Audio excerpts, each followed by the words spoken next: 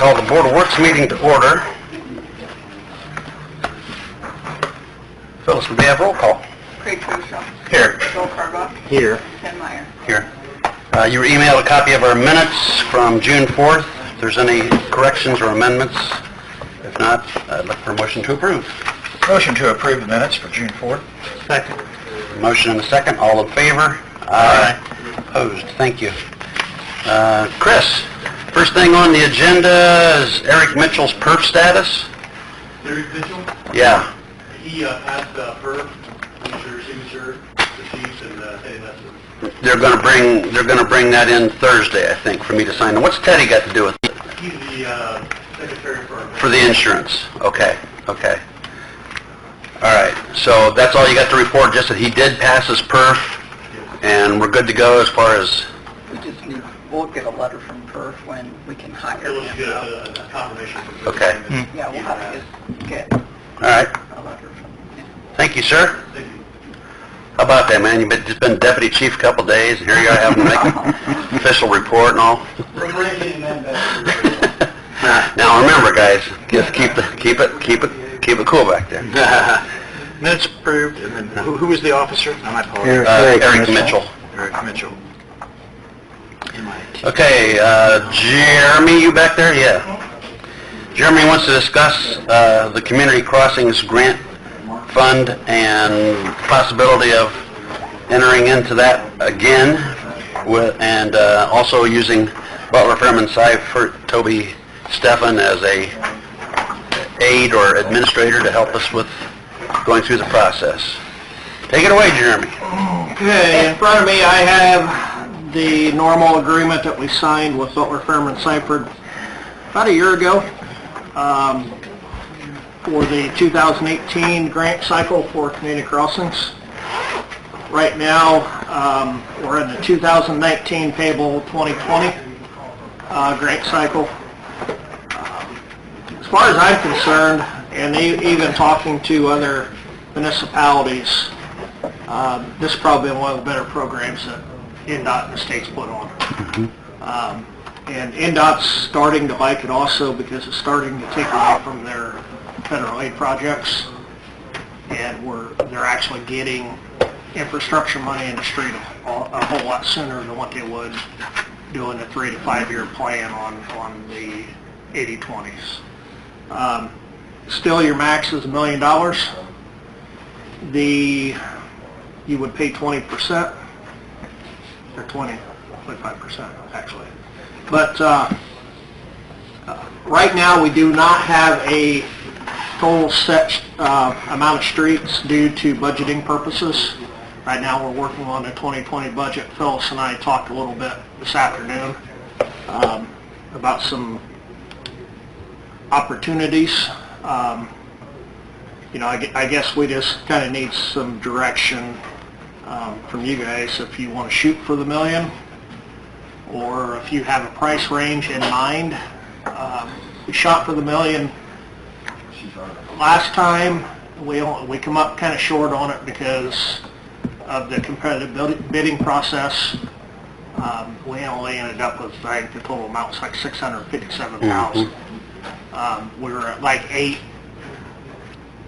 or $850, I think is what we were shooting towards, with the balance of being our match.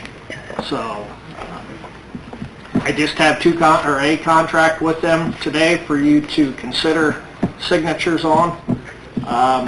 The phase 1 compensation for the assistance would be $9,910. And obviously that's a not to exceed. Like I said, we have listed in this contract, there is some streets that we've identified, but until we get the total set, we would be adding a few to that. In this area, covers some in the south, majority of it's in the north. Dirk Street, Central Avenue, Mary Street, some of those up through there. I like seeing that. That we haven't spent much time in the last couple of years. But several of these streets are in areas where we've been working on water mains and replacing water mains and stuff like that. So it's pretty much a given that we need to look at those. I have a question. What did we budget last year for the community crossroads for our portion of it? Our portion was $250. Okay. And Currently, We didn't end up using it. in the proposed 2020 MVH, there's 125 in there proposed. Phyllis and I just need to converse back and forth about the other 125, that's where that could come from or what that would look like. okay. And the next question is, are we going to be able, it's always been my pet peeve, is are we going to be able to get the infrastructure done Underneath the streets, yeah.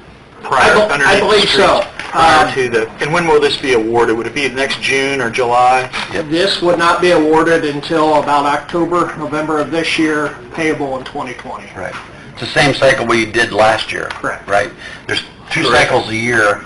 We did this cycle last year, which we're getting to do this summer, and then we didn't enter into the one that was awarded like in March, I think it was. Does that sound about January, and awarded March, April. Okay. Which then they would probably construct those streets in the fall.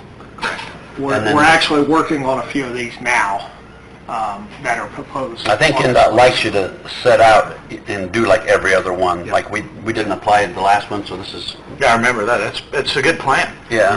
You're getting on the front end of it. I really I have a think that's question. wise. I asked Jeremy this the other day, and he wasn't sure. So I'll kind of pointed at Tim. At Hannah Nutman, at the east end, that alley that runs behind McKean Auto Sales, what would it take to convert that into a Public street? street?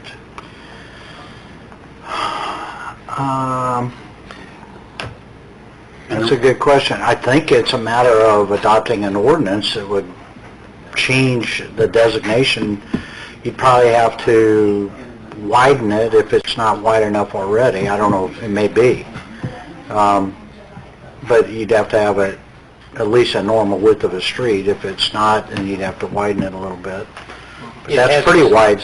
Street name, doesn't it? We figured that out. What's that? It has a street name. No, well, you have one for it, but it's not an official name.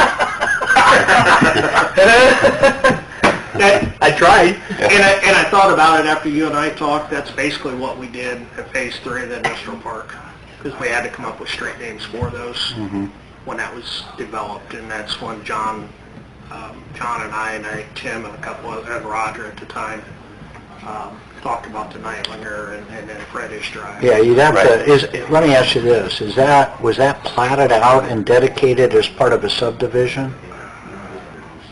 What, that alley? Yeah.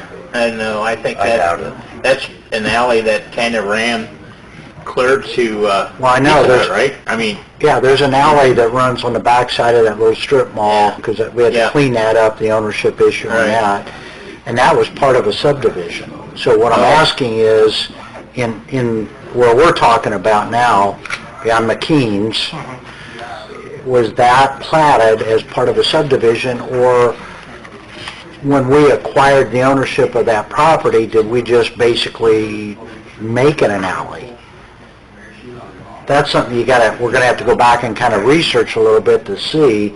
If it was dedicated as an alley, we probably can just change it to a street and name it. If it's something that's never been formally dedicated, then we need to establish it as a public road and give it a name. But either way, it's probably going to have to be done through an ordinance. Okay. my only thought process is if we were talking about having a bike trail or some way to walk on, on the corridor, there are a main corridor through there, which we don't have sidewalks. I was under the impression that maybe that might be a route that we could use for bicycles and pedestrian. Well, we had a feasibility, 13th Street feasibility meeting today. Oh, did you? Funny you should ask that. I missed that. Yeah, that's okay. What would they say? It was a long meeting. They had 3 different scenarios of US 27 from 2nd Street down to Winchester Road. And one was like a basic development, one was a modified development, and then one was like Cadillac. And all of them addressed a bike route.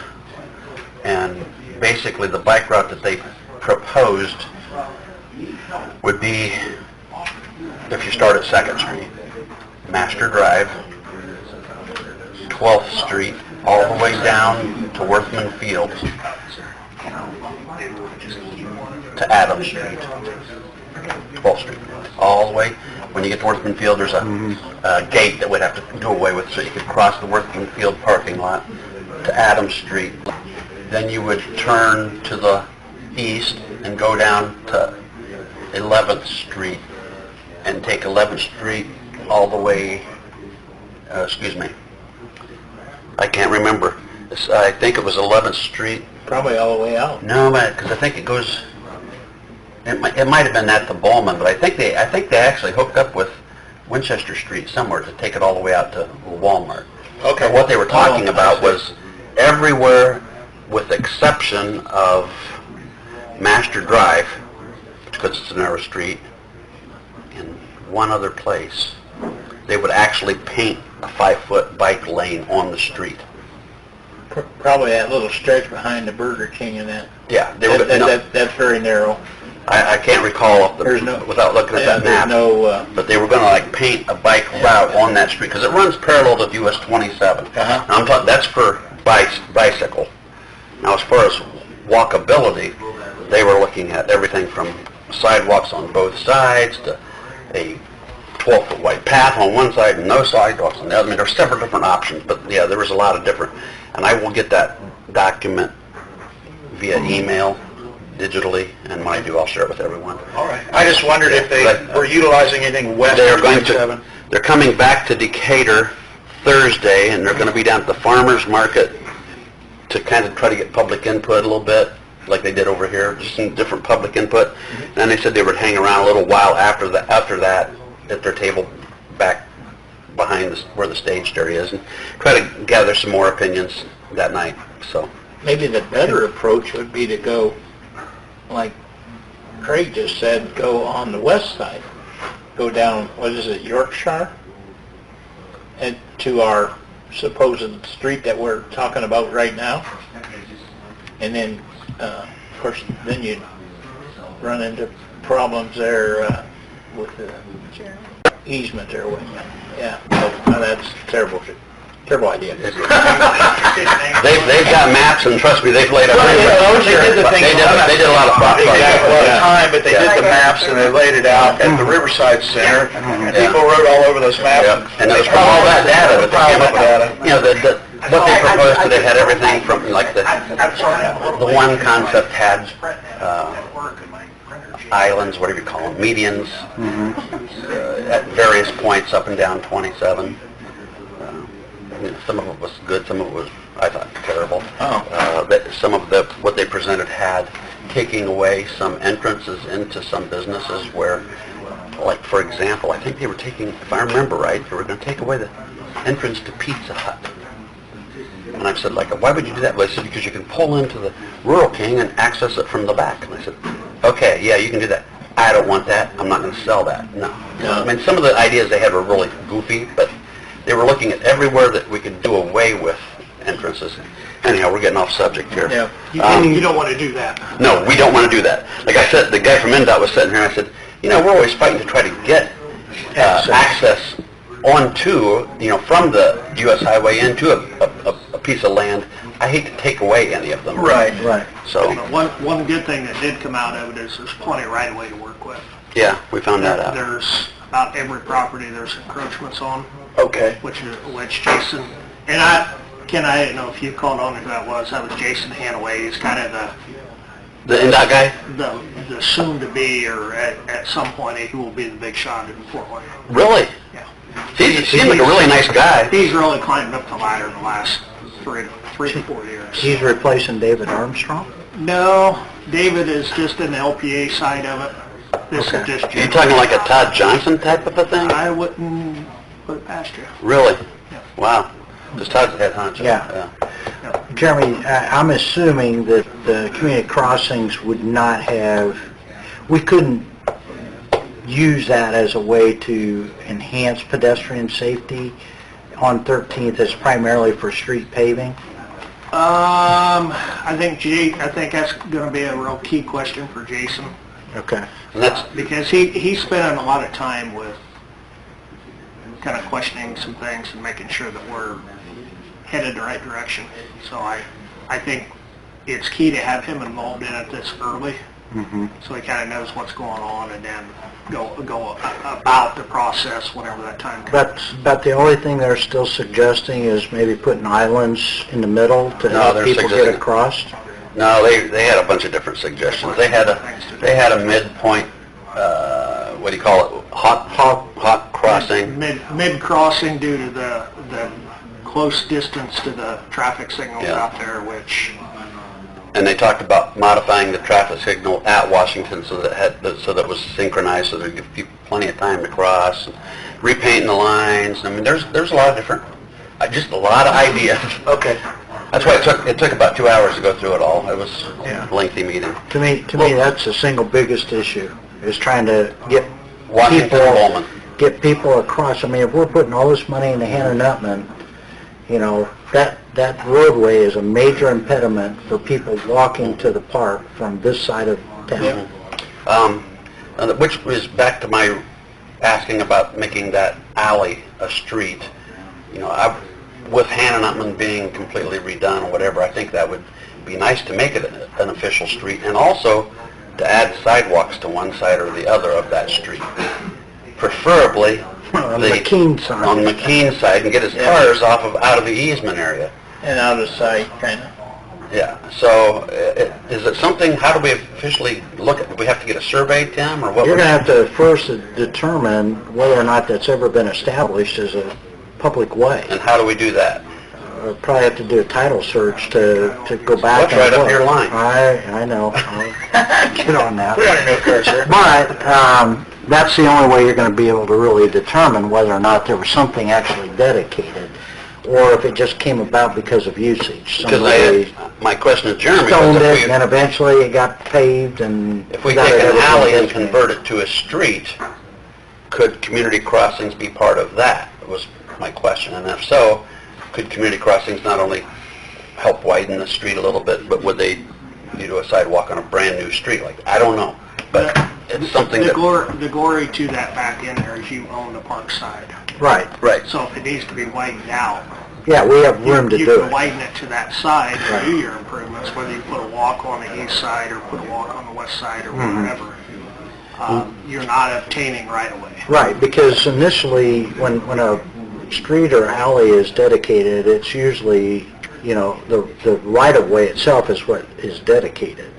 And so, you know, most of them are, like streets are 40-foot width, it can be 60. You know, if you have a big enough or wide enough street, it might be 60 feet. But I just don't know if that was ever a dedicated public way, and we have to research that to determine What's the it. opinion of the board to have Tim do a title search on that and see? I think it's a great idea. I think it's a good idea. Yep.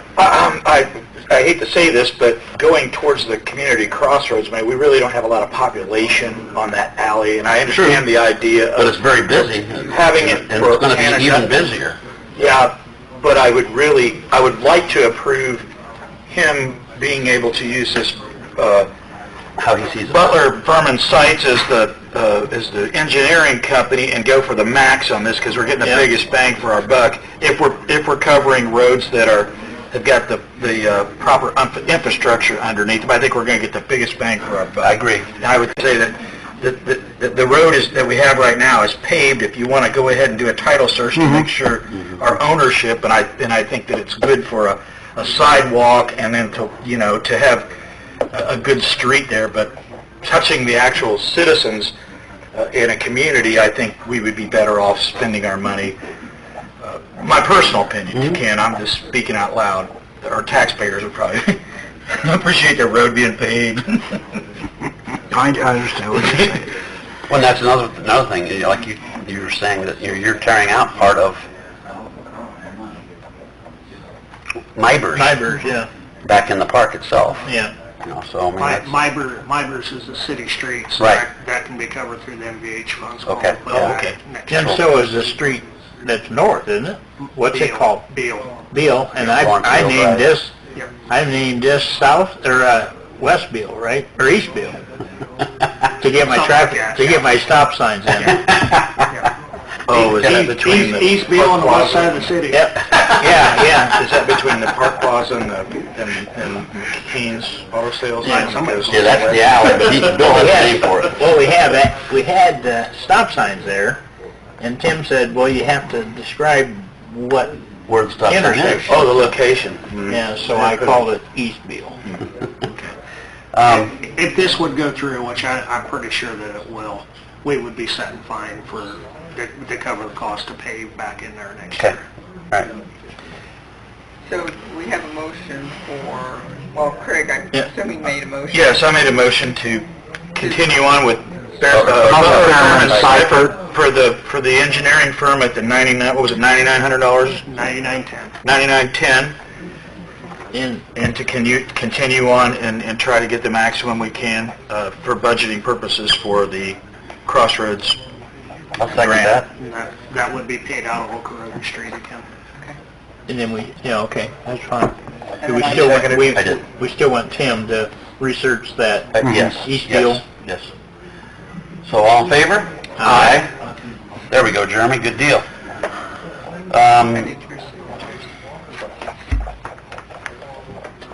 Tim, that's an identical contract. I tried to send that to you a couple weeks ago and it wouldn't go. Wouldn't go through. For whatever reason, but, It's the same one we did before. yeah.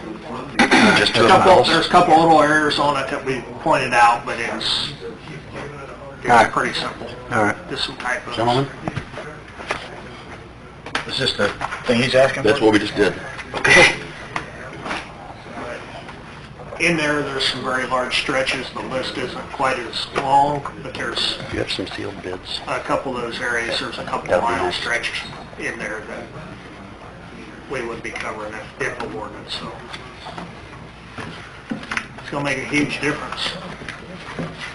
Even this round that we're doing now, Oh, yeah. $800 and some $1,000 worth of paving, which we only normally spend about two and a quarter. My opinion is we're getting the biggest bang for the buck. Oh, yeah. We're gonna ever And do. I hear that from every city, that is involved in the community crossings. They're all, Everybody's happy with it. everyone's happy with it, and everyone's coming back for more. Well, I think we're on the right time cycle, too. That works.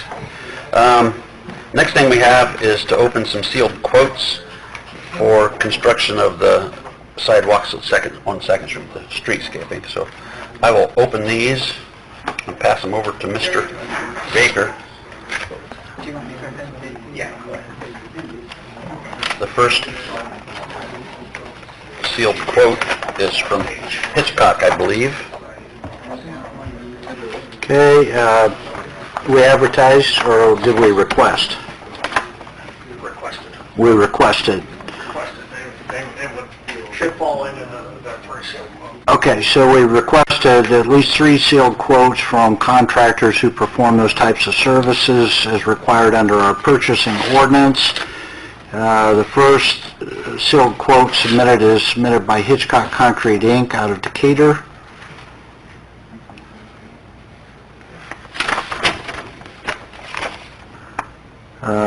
Price for the east side, $40,300. Price for the west side, $41,650. Preformed trench drains per 10-foot sections, $450. Light bases are $350 each. The handicap area is $275. So I would need to go back and add all that up. You have to determine that. To be broken down that way. Yeah, that's how I broke it down. Okay? That goes in there. The second one is from Leiter.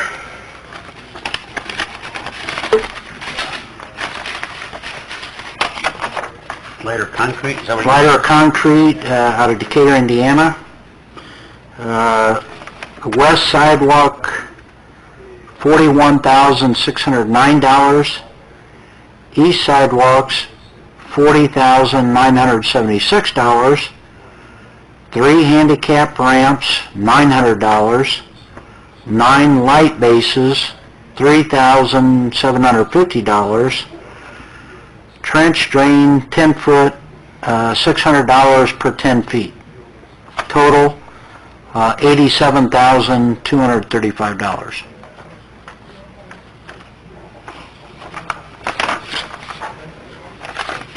Okay. And the third one is from T.G. Taylor Gage. Last sealed quote is from TJ Concrete LLC out of Decatur.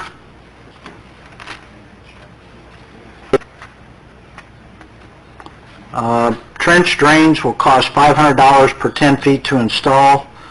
ADA ramps, $350 per insert to install. Street light bases, $400 per light base to install.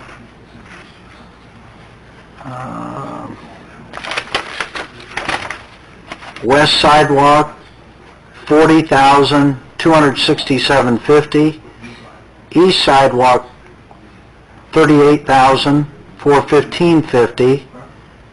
The 3 ADA ramps, $1,050. 9 street light bases, $3,600, for a total of $83,333. 83 what? 83,333. So it all depends on how, What did she add up to then? I have to go back and Oh, check. I'll make a recommendation that we Take 'em under advisement. take this under advisement to Jeremy Gilbert, come back with a... Give me just a little bit, I can go through it. okay, Bring it back. make the motion so that we'll take this back up here with it before we dismiss the meeting and... It's pretty straightforward, it sounds like, and talking with all three of these guys, the trench drains is what's going to be the unknown, because some of those properties, the sidewalks higher than the building, like down at, Yep, the old at Fifth Third, yeah. Some of those, and tearing that concrete out around those drains, we may end up having to replace them. Some we may have to, some we may not. That would be your unknown. It's not the whole distance of the sidewalk, but it would be the, I think there's 10 or 15 feet in front of some of those. There's probably only a handful of on that side that's that way. So that would be your unknown on this property. Okay. So Craig made a motion to take it under advisement until a little bit later in this meeting. Bill, you second that? All in favor of doing that? Aye. Okay, we'll come back to Jeremy here in a little bit. Phyllis has a couple of certificate of appointments. The first one is Chris Bright. The mayor appointed him to Deputy Chief. chief. We'll make that a matter of record. Need to make this a matter of record that we appointed Christopher W. Bright as the Deputy Police Chief of the City of Decatur on effective June 15th. So moved. Second. Have a motion and a second to approve this. All in favor? Aye. Opposed? Thank The you. one I still need you guys to sign. There's 2 copies here, and it's for Andrew Elwell. Chief or assistant chief? Deputy. The other one that we all need to sign, I'll pass this down to you, is for Andrew Elwell, who is our newest patrolman and is on the job. And we'll make that a matter of record. Andrew I'll make a motion. Elwell. Somebody want to second that? Second, I'll second. Bill seconds it. All in favor? Aye. And the other thing we Opposed? need, a matter of record is Elwell's conditional employment contract. Yes. This is Andrew's official employment contract where we put him under contract for up to 60 months, whereas if he would leave us for another position elsewhere in that time, that he'd have to pay back pretty much what we have invested in him. So, I'll make a motion to approve this, Bill. So moved.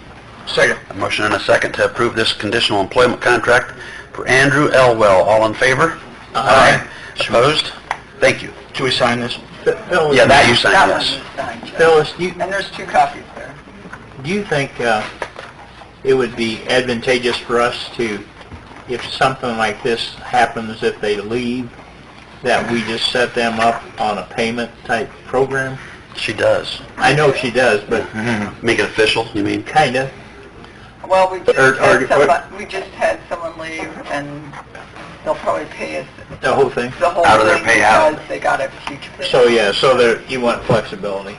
Yeah, I think it'd be good. Yeah, If they can pay I us, just don't great. want us to run into a situation where they don't pay for a certain period. Comp hours money and not pay them and just deduct.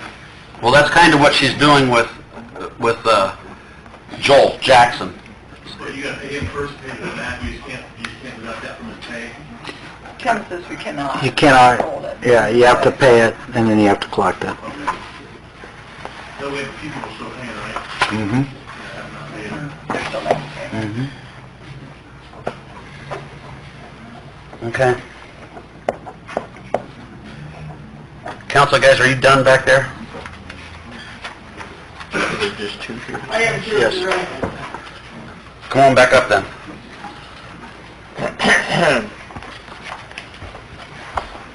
Jeremy is done with the reviews, so we know that TG was 83,333 and Leiter was 87,235. What does Hitchcock come to? Hitchcock is 85,100. We're just a little bit over on our estimate. Looking back through some notes while I was sitting back there, the overages is just the Drain. the bump outs that were not included in the original estimate. So What did we have? we had like 74, well over 74,000 was the original, so you're up about 9,000. So roughly about 2,500 per bump out. Because there's 4 in there, so. So where did we get that money, Phyllis? Well, we're still in good shape on the project Okay, itself. okay. Because the brick I figured pretty high, which I've got. That's true, we got lights and everything else that goes into The this. lights I yeah. figured high. This is just concrete. Which we're down on the light cost, so I think we should be fine. Okay, So, so with that, I guess TG is the lowest then, at 83,333. Would someone want to make a Do you want the recommend- lowest bid, or do you want? I'm recommending TG Concrete. Okay. I'll make that motion. I'll second. All in favor? Aye. Opposed? Thank you. Taylor Gage will be doing the concrete. Last thing I have, and I put one of these at everyone's place, is just to discuss, Kurt and Les have been talking about creating a new position. As we've talked in last year about Kurt's department with Sharon retiring at the end of this year, we moved Aaron over there. Aaron is learning Sharon's job, but to have a true building and zoning assistant, someone that would assist in inspections It encompasses code enforcement as well. and code enforcement. And in discussing that, Les kind of got into the mix, and one thing that is pretty much a full-time job anymore is fire inspections. And Tim Bauman is currently the inspector. You guys jump in if I get out of saying this wrong. And Tim's going to be retiring in a year or so. So we thought about creating a position that would be the Assistant Superintendent of Building and Zoning, Building Safety, Fire Marshal, Fire Code Enforcement Officer. How's all that? That would be kind of a shared position between the two departments.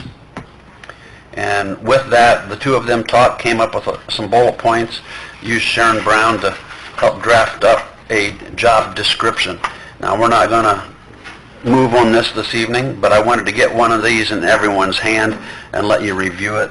And in a couple of weeks, we can come back and visit this. The plan, I think, that Kurt has is to hire this person maybe toward the end of the third quarter, so that they would be here the entire fourth quarter. He has some excess money in his budget that he can do that. We can't do it now because we don't have that much money in the budget, but we could probably start this person in the fourth quarter of this year. So any questions? Well, it's been in that Kurt's Budget, for some an time. assistant, yeah. My only concern, right now, and in the past couple of years, there's been a lot of building going on. Mm-hmm. Let's rewind though a little bit. For a while there was little to no building going on. Now, we hope things continue Even, more along, but even if there is no building going on, those fire inspections are they're consistent always. In the beginning, we had talked about a full-time building inspector, but You know, there's days that, yes, I'm swamped from in the office 5 minutes, 10 minutes on a 10-hour day, but then there's other days it gets slower. In the wintertime, it gets slower. So I don't really myself feel that I need a full-time person. I think we can handle things with a part-time person.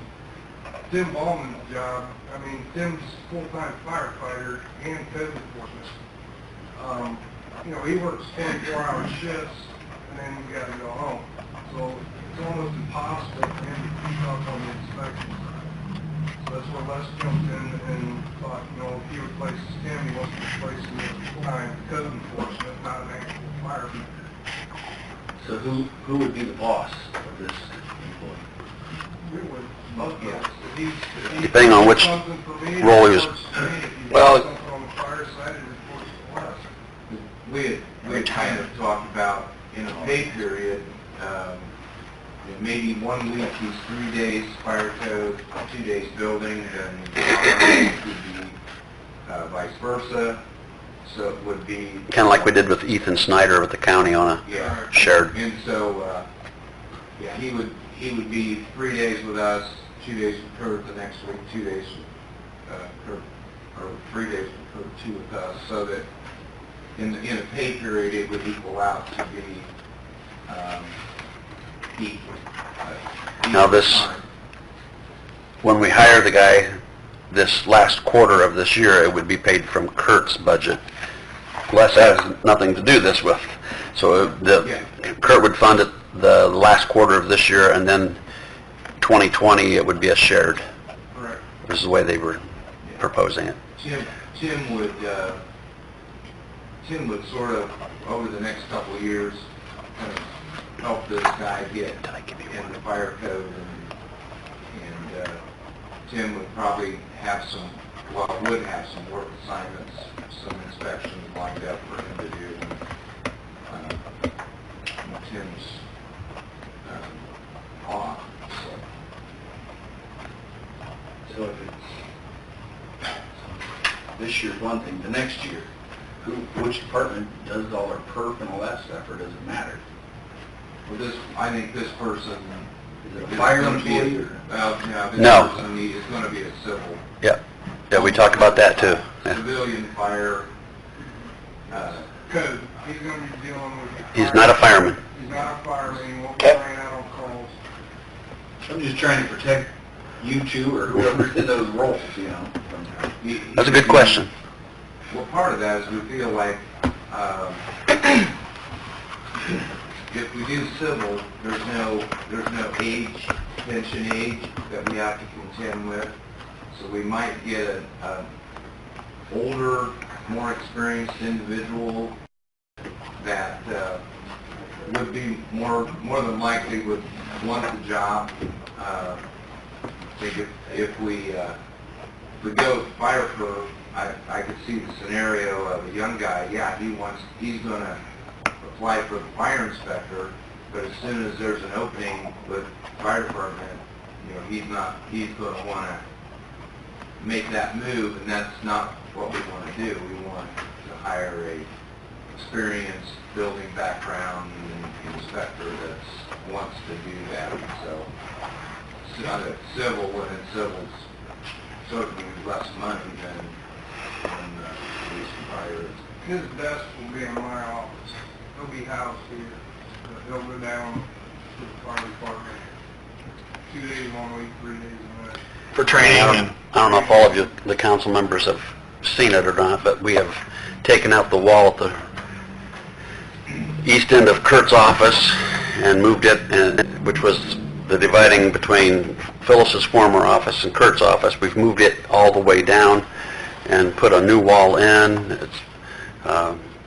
Melissa will be moving back here, I would say, the first of next week. Her office is painted, got a little ceiling to fix yet and some baseboard. But other than that, her room's painted and ready to go. Her furniture's here. I think they're coming to assemble it later this week. So her office will be getting set up. And Kurt, is It's all this good. code enforcement officer, or his duties as you get described here, is he basically going to take care of complaints? Or is he... We take care of complaints, but you're not going to go out and inspect yards and that type of thing? Yes, we will. You will? Yes. Okay. Replacement though, I can see, is that what you're getting at? no, I'm not concerned about my replacement. I'm concerned that all these other duties of this individual, He's not gonna have time. well, time or priority. You know, a lot of people don't complain. Some people do. But a lot of it is driving around and Finding it. whether it be trash and rubbish or yards or that type of thing. So, you know, I think it's a great learning curve deal, and I think you will find out working with Les how much time this person has. So I think it's That's another reason why we didn't jump in with a full-time building inspector. This is gonna be, yeah. this is gonna be a learning curve. It's Well, gonna be a trial. You know what you need. Ken certainly in probably our original discussion about it, when we talked, gives us a couple of years before Tim would retire, and maybe at the end of that 2 years, we may need a permanent fire code inspector. So at least it gives us a 2-year window to kind of weigh things out, and those two offices should be hand in hand helping each other anyways. But with the way building has been right now, Tim's probably spent 60% of his time in plan review and those types of things, and so he's really not getting out, especially the mom and pop. Tim and I talked. The big industries aren't a problem. Usually they have a safety person there that is watching over that, but it's kind of the small mommy pop type shops that we're not getting into because we just don't have the time. Insurance companies are governing the big factors. What's that? Insurance companies are governing the big factors for the road department. Yeah. OSHA. Les, was it you that, I think you're the one that told me that you did some inquiring to see if any other municipalities of our size were doing anything like this, and it's not really anything that's common. No, and some of my counterparts are kind of interested to see how this might work out, because most have a fire marshal building, you know, they may not work together, but I think, you know, this is an opportunity, so. But at the state level, they have merged the two. Yeah. So the state fire marshal and the state building inspections are the same now. And that happened 2006. Yeah. Yeah. I think it's a great effort. Well, I really do. I think if you can keep it civil instead of just fire. Right. I don't know what kind of dollars and cents. I guess that's going to depend on the applicant. And you're basically going to carve it into your budget with the fire department to pay half, and it'll be going towards civil or back to Phyllis for them to pay. So they'll basically have the same insurance and things like that. You're looking for a full-time position, right, Kurt? Les? Okay. Well, for tonight, I just wanted to hand these out, review it. We'll come back in 2 weeks and we'll discuss it and possibly make a decision at that time. Okay. That's everything that I have. Tim, did you have anything this evening for the Board of Works? No, I mean, if you want to discuss, if you have time, you want to talk about the ordinances, or, I was going to talk about the arts one at the city council meeting. okay.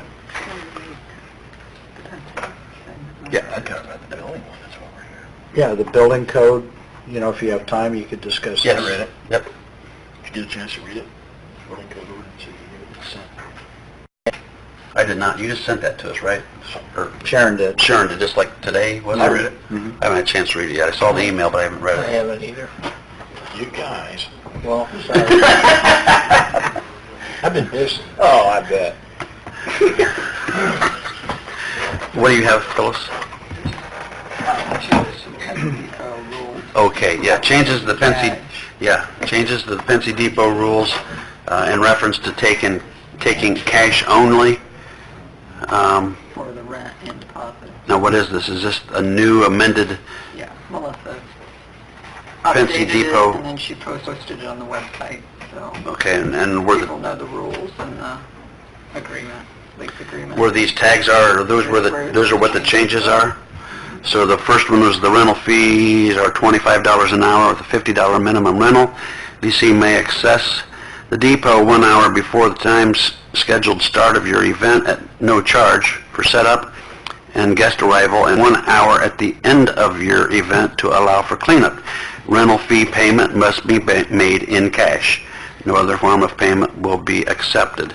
And I'm not going to read the whole next one, but the next one is about the rent itself, and it just says rent shall be determined in accordance with the rules and regulations, and leasee shall pay to leaseor the rent of the premises the sum of blank, which shall be paid at the time of this leasee is fully executed in cash only. So those were the two changes that we discussed at the last meeting, and you just need to Just make it a matter of record. make this a matter of record. That's the new rule. The new rules for the depot. Yep, so moved. Second. Okay, we got a motion and a second to approve that. All in favor? Aye. Opposed? I wanted to have, Melissa and I both wanted to have something for the Madison Street rules where we were talking about the use of the sound system, but we just haven't got that done yet, so we'll have to do that at the next meeting. Done. Sound system is still on. Well, I shut it off. I told Jeremy and Melissa that Friday night the sculpture tour was going to use the Plaza sound system, and their event was at the courthouse square, and they were in hopes of taking a microphone over there, making the announcements and torquing up the speakers on the west end of the plaza. But I wasn't there when they tested it. But Jeremy, were you when they tested it? Was anyone in this room there when they tested After you it? called and asked me to go show Melissa how to use the sound system. Yeah? I stopped up there, made sure it was on, which has been on all day. I gave Kelly the mic and I pulled the door closed And that's it? and left.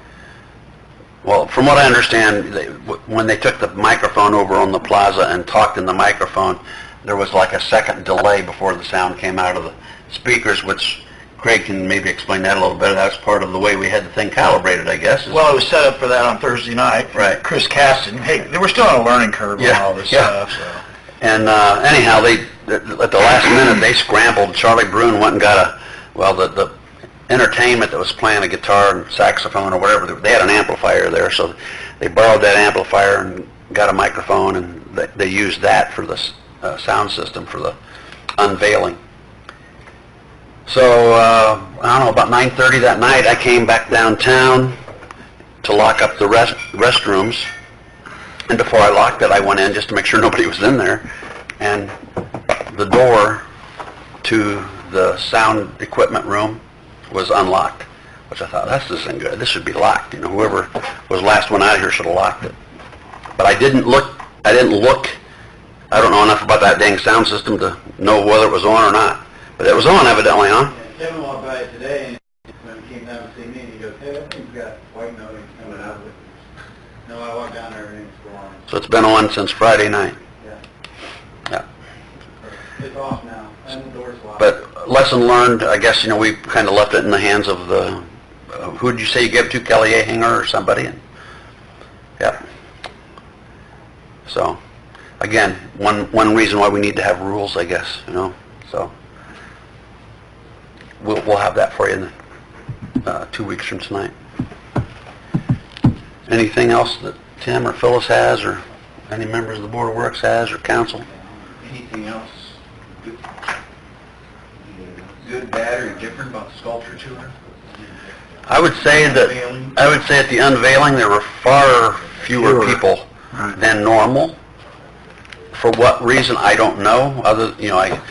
It could be that it's kind of the excitement of the unveiling has run its course, and people think that I got 10 months to see these. I don't need to be down there when they unveil. I don't know.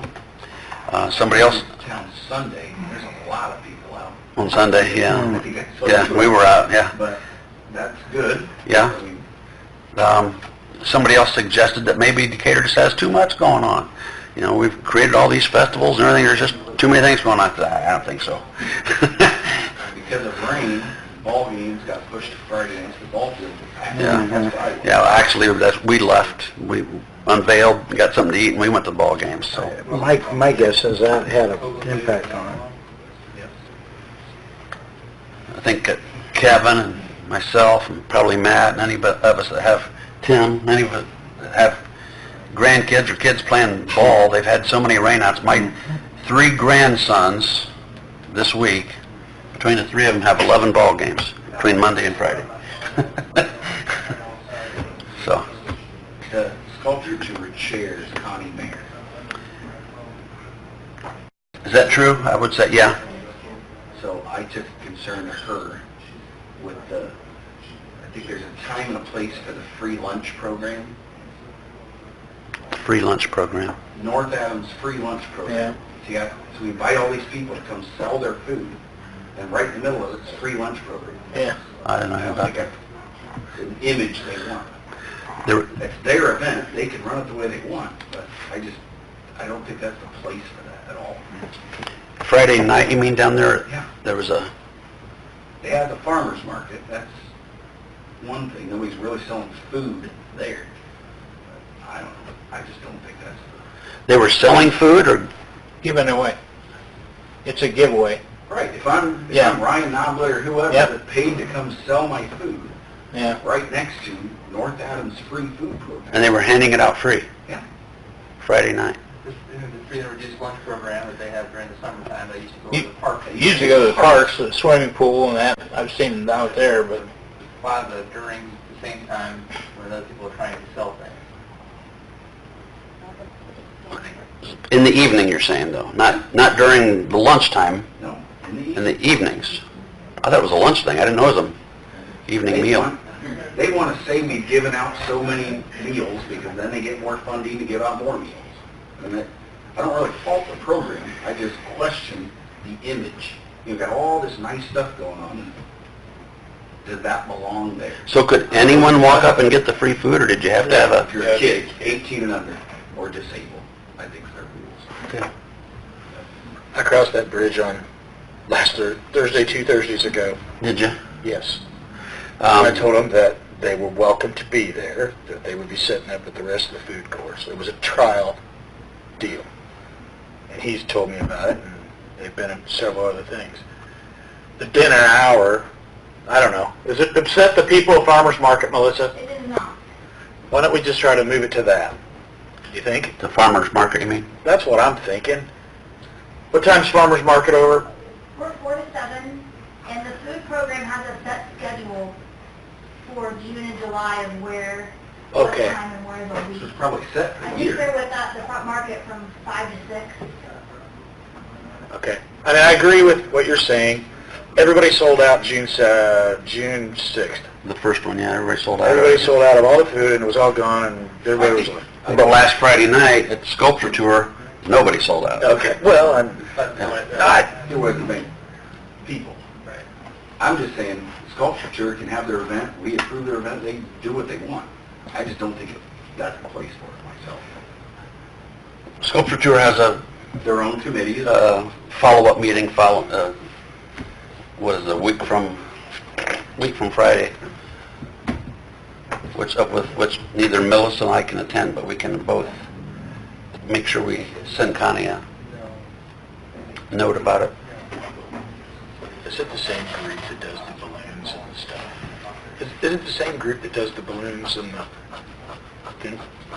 in the park? I'm trying to figure out. the balloons and the... Sandy Brown and... No. No, It's no, a different no, group. no. It's a totally different. This is through North Adams Schools. Because when they came and asked permission a couple of years ago to do it in parks, and Wiley's not here, but Wiley sees value in the program from when he was superintendent. I just think there's a place for it, and it's not there. Probably wiser to talk to North Adams Schools than it would be to Connie because it's a weekly thing, a daily thing. Well, I just brought it to Connie because it's her event, But I mean, for others. her board should. Do they go to the swimming pool and stuff too? Yeah. That's where they're at every day. Well, like I said, I didn't realize it was lunch and dinner that they're providing. I just thought it Then was... at the pool, I come to find out that when it's free lunchtime, they shut down the snack bar. So if you want to go buy something, you can't. Closed. But you can go get some for But you free. go get some for free. Well, what if you don't need a free lunch? You want to go buy an ice cream cone? You can't. You shut it down. Seems like we're being very accommodating to this place. That concession. What's that? The pool makes money from that concession. And there's probably a stipulation in there that you can't have. Like they have to shut down the snack bar because it's, I don't,